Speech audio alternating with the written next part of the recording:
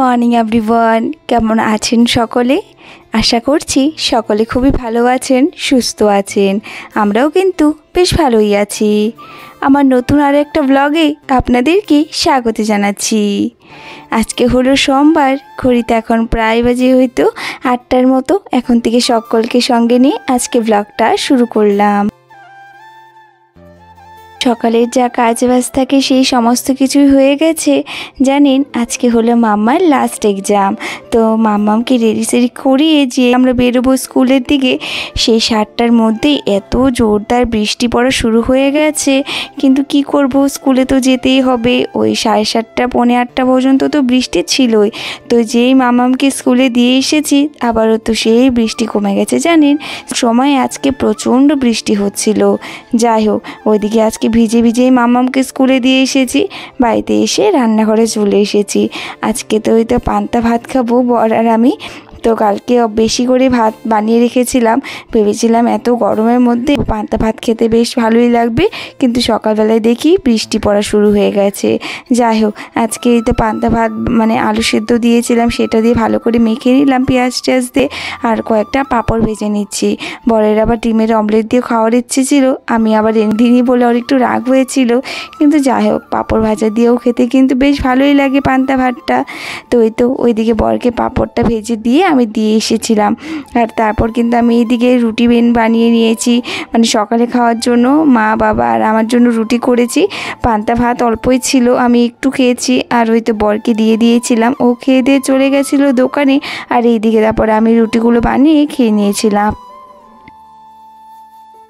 আর ওই তো সকালে খাওয়া দাওয়া করতে করতেই তো জানেন মামার স্কুলের সময়টা হয়ে যায়। তো সেই কারণে কিন্তু আবার মামাকে আনতেও গিয়েছিলাম। আর বাড়িতে আজকে এসে দেখি মার রান্নাও হয়ে গেছে। আজকে একদম সিম্পল রান্নাই ছিল। ওই তো একটা চচ্চড়ি করেছে, মুগের ডাল করেছিল, আর পরে গিয়ে আমি বড়া করব, চাল কুমড়োর বড়া করব, যেটা সবারই ঘরে খুবই প্রিয় খাবার। তো যাই হোক, ওইদিকে তো মার রান্না হয়ে গেছিলো। আর আজকে তো মামার এক্সামও শেষ। মামাম আজকে ভীষণই খুশি জানেন। আর আজকে মামাম এসে ওর দাদুভাই আর রাঙ্গার সাথে চলে গেছে চুল কাটতে।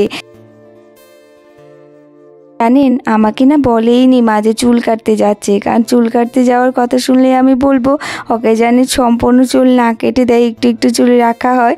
তো সেই কারণে কিন্তু বলেইনি মা আমাকে। তো বাড়িতে আসার পর দেখি মামা মায়ের একটা চুলও নেই মাথায়। যাই হোক, এই তো মা ওরা চলে গেছিলো। মা তো রান্নাটা করে রেখে গিয়েছিল, কিন্তু রান্নাঘরটা পরিষ্কার করা হয়নি, একটু তাড়াহুড়ো ছিল বলে মা বললে আমি চলে যাই, তুমি রান্নাঘরটা পরিষ্কার করো। আর আজকে কতদিন পর দুপুরের বেলায় রান্নাটা মা করেছে, আমার বেশ ভালোই লাগছিল। এই তো সময় তো নষ্ট করা যাবে না, ওই সময়ের মধ্যে আরও একটা কাজ ছিল, সেই কাজটাই আজকে করে নিলাম। আমাদের ফ্রিজ থেকে দেখি কয়েকদিন থেকে জল পড়ছে, তো সেটাই আজকে ফ্রিজটা ভালো করে পরিষ্কার করে নিলাম। পরিষ্কার করে জায়গায় রেখে দিলাম। ফ্রিজ এমন একটা জিনিস জানেন যেটা সবার ঘরে বেশিরভাগই দরকার হয়। আমাদের ঘরে এখন এমনই দরকার, ফ্রিজ চালা যেন চলবেই না। তো তাই হোক, ফ্রিজটা পরিষ্কার করে একটা চকলেট খেয়ে দিয়েছিলাম। জানি কয়েকদিন থেকে দেখছি আমার এত পরিমাণে মিষ্টি জিনিসের উপরে ক্রেভিং হয়, মানে কি বলবো, একদম বলার মতো নয়। একটু টেনশনও হয় যে মার সুগার রয়েছে, যদি আমারও আবার সুগার হয়ে যায়। কিন্তু তাও টেনশন হলেও কিন্তু আমি টেনশনটা মাথায় রাখি না, কারণ এখনই হলো বয়স খাওয়া দাওয়ার। এখন যদি না খাই কবে খাবো, পরে ওই বয়সকালে তো আর খাওয়া যাবে না কিছুই। যাই হোক, এই তো দেখুন কাজ বাজে লেগে পড়েছিলাম। কাজ বাজে তো দেরি করা যাবে না। ওইদিকে আবার মামাম আসার আগে আগে যতটুকু কাজ পারি করে রাখবো। তো রান্নাঘরে এসে রান্নাঘরটাকে পরিষ্কার করে নিলাম, আর ফিল্টারে জলটা দিয়েই চলে এসেছি কলপারে। এদিকে এখন জলটা নিয়ে আবার যাব ঘরে, ফিল্টারে জল দিতে হবে। আপনারা তো জানেনই আমাদের কল থেকেই বেশি জলটা নিয়ে খাওয়া হয়। আর কলের জল এতটা ঠান্ডা জানেন, এই গরমের দিনের জন্য কিন্তু ভীষণই ভালো লাগে।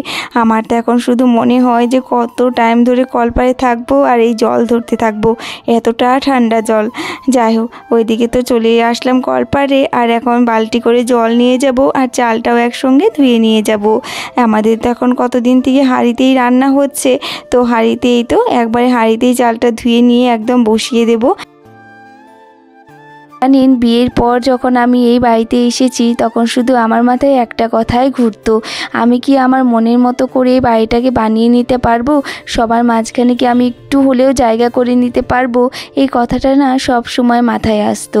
শেখার কখনোই শেষ নেই জানেন, শুধু যে কাজের গেলে কাজ করলে টাকা ইনকাম করে নিয়ে আসতে যেটা কাজ সেটা নয়, কিন্তু দেখবেন সংসারে থেকে নিজের সংসারের মানুষগুলোকে ভালোবেসে সবাইকে আদর যত্ন করে রাখাটাও হলো সব থেকে বড় ধর্ম। কখনো না নিজের উপরে আমার খুবই রাগ হয়, কারণ আমার অনেক স্বপ্ন ইচ্ছে ছিল, আর এটা কিন্তু সত্যি কথা, আমি জীবনে কোনো কিছুতেই আগাতে পারিনি, আর জানি না কোনো দিন পারবো কি না। যাই হোক, এই কথাগুলো বলার একটাই কারণ, কখনো কখনো মনে ইচ্ছে হয় না যে হ্যাঁ কারোর সাথে এই কথাগুলো শেয়ার করি। আমার জীবনে কেউ থাকুক না থাকুক, কিন্তু আপনাদের সঙ্গে এই কথাগুলো শেয়ার করতে আমার ভীষণই ভালো লাগে, আর তার জন্যই কিন্তু আমি আমার ডেলি রুটিনগুলোই আপনাদের সবার সঙ্গেই তুলে ধরার চেষ্টা করি। অনেকেই আছেন যারা আমার ভিডিও দেখেন, লাইক করেন, অনেক ভালোবাসাও দিচ্ছেন। আশা করি আমিও আরও অনেক ভালোবাসা পাবো, আপনাদের সবার মাঝখানে একটু হলেও জায়গা করে নিতে পারবো। থেকে বা দূরের থেকে তো সবাইকে ভালো দেখা যায়, কিন্তু যদি সামনে গিয়েও ঘেটে ভালো করে দেখা যায় তখনই কিন্তু বোঝা যায় যে হ্যাঁ কে কেমন রয়েছে। জানেন, আমরা কেন আরও বেশি করে খুশি থাকতে পারি না, কারণ আমরা সবাইটা দেখি, মানুষেরটা দেখি যে হ্যাঁ কে কোথায় যাচ্ছে, কে কেমন খুশি রয়েছে, কে কোথায় ঘুরতে যাচ্ছে। এই জিনিসগুলো দেখেই আমাদের মাথায় আরও যেন ভূত চেপে যায়, কেন আমার জীবনে এইসব নেই। এই জিনিসগুলো আগে আমারও মনে হতো, এখনও হয়, এমন না যে হয় না, কারণ আমিও তো একজন মানুষ, আমারও সবারটা দেখলে একটু হলেও কষ্ট লাগে যে হ্যাঁ আমার কাছেও যদি একটু হলেও থাকতো। কিন্তু ভগবান একটা লিখে দিয়েছে, বলে না যার কাছে যতটুকু পাওয়ার সে ততটুকুই পাবে। জানি এই কথাটা কিন্তু একদমই সত্যি কথা, জানেন যে যতটুকু লেখা আছে সে ততটুকুই পাবে। আমরা কেন যে নিজেদের কথা না ভেবে লোকেটাই তার দেখে মনটা খারাপ করি। যাই হোক, কী আর করা যাবে বলুন তো। তো যাই হোক, বেশ অনেকটা ভিডিওতে এগিয়ে গেছি, কেন জানি না কেন আজকে এই কথাগুলো বলার ইচ্ছে করলো। যাই হোক, আমি কিন্তু ভিডিওতে বললামই অনেকটা এগিয়ে গিয়েছি। তো ওইদিকে দুপুরে রান্নাবান্না সেরে মাম্মামকে খাইয়ে ওকে ঘুম পাড়িয়েও দিয়েছি। আজকে আবার বড়মশাই একটু তাড়াতাড়ি করে চলে এসেছে দোকান থেকে, তো আমি আর শুতে পারিনি, মাম্মামকে ঘুম পাড়িয়ে সঙ্গে সঙ্গে উঠে পড়েছি। আর এই তো এইদিকে এখন আমি আর বড়মশাই খেয়ে নেব, মা বাবার খাওয়া হয়ে গেছে। আজকে তো একদমই সিম্পল রান্না করেছি, বললামই আপনাদেরকে, মাই রান্না করেছিল আজকে। তো এই তো এদিকে শসা কেটে নিয়েছিল, লেবু, ডাল, চচ্চড়ি আর ওই তো বড়া। চলুন এখন বরকেও ডেকে দিই, ও এসে বসে রয়েছে। দুপুরের ভাতটা মা বাবা দুজনে একসঙ্গে খায়, আর আমি আর বর একসঙ্গে খাই, কারণ মা বাবা তো আগে খেয়ে নেয়, কিন্তু বরের তো আসতে একটু দেরি হয়, ওই তো 3টে, 3:30 কখনো বেজে যায়, তো সেই কারণে দুজনে একসঙ্গেই খায়। আর একা খেতেও ভালো লাগে না, ও আসার পর দুজনে একসঙ্গেই খায়। যাই হোক, এই তো দেখুন ওকে ভাতটা দিয়ে দিয়েছি, আমারও বেশ খিদে পেয়ে গেছিলো, তো আমিও খেয়ে নিলাম চটজলদি। খাওয়া দাওয়া করে নিয়ে চলে এসেছি বাসনগুলো কলপারে, এখন একটা একটা করে সমস্ত বাসনই মেজে নেব। আমাদের দুপুরবেলার বাসন তেমন একটা বেশি হয় না, কিন্তু সকাল আর রাত্রের বাসন বেশি করেই বের হয়। এই তো দুপুরে অল্প অল্প করে খাওয়া হয়, ধোয়া হয়।